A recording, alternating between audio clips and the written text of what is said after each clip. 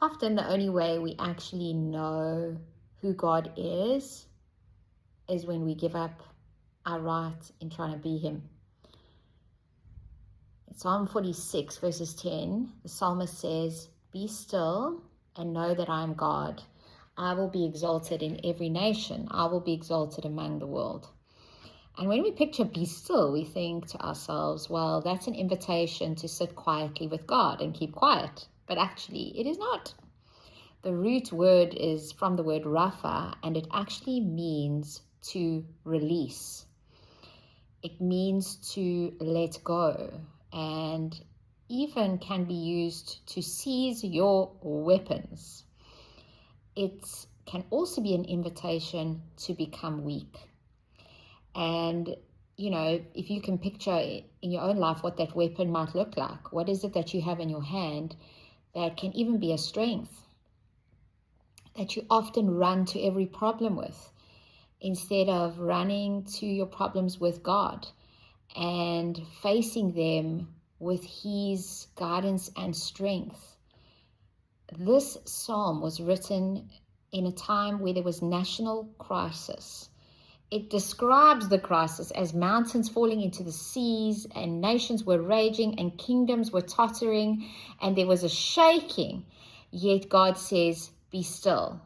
And he is exalted in our lives when we learn to become weak, which is depend on him. And so sometimes we think we are relying on him, and we are in fact not, because we are still declaring or acting as if we are in control. Fear says, I need to take control. Faith says God already has control.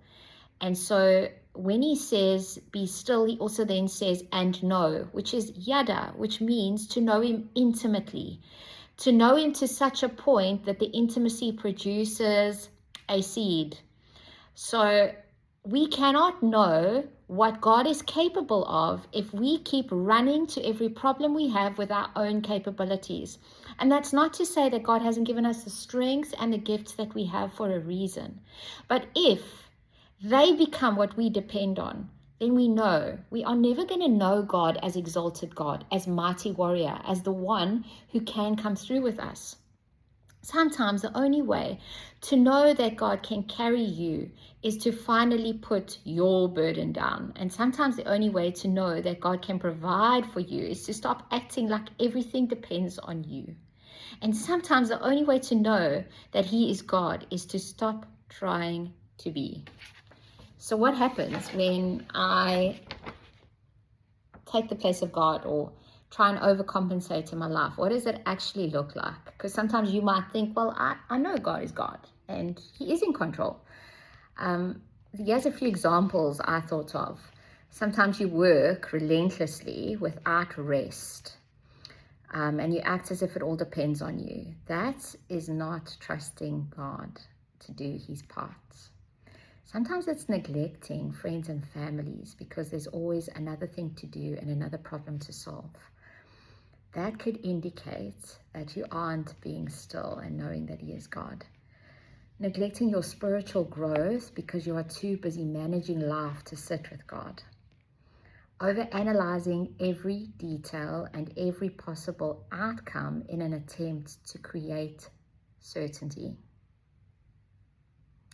Struggling to be present with people around you because your mind is constantly trying to figure out what might happen next. And carrying your burdens to such a point that you feel overworked and close to burnout. This indicates that you aren't trusting God to do his part, and you aren't in a place of yada, which is intimacy with him. I love what A.W. Tozer says. We are so busy telling God what we think he should do or what we want him to do that we never give him a chance to tell us what he wants to do. Cease striving and know that he is God. Sometimes control, when it manifests in your relationships, can mean that you get to a point where you manipulate. Even in your workplace, I think, even in wanting to get ahead or maybe wanting to get somebody's attention. When we're not trusting God, we can get into a place of manipulation, which means I'm using my strengths to determine the outcome in a way without trusting God, that his plans will not be thwarted. Sometimes it can even manifest in discipling people.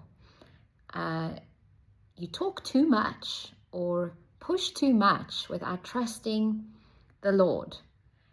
And I think there's definitely some weight in the fact that be still can sometimes be quiet, especially for those that have a communication gift. Sometimes our communication gift results in us trying to solve the problem for God. And there's wisdom in knowing that whenever we are acting in fear, we aren't being still. Because to know that God is God means I'm able to pause, to ask him, how would you want me to handle this? What are your thoughts about this? And to respond in a way that he is exalted and honored, and that his power is able to operate in and through our lives.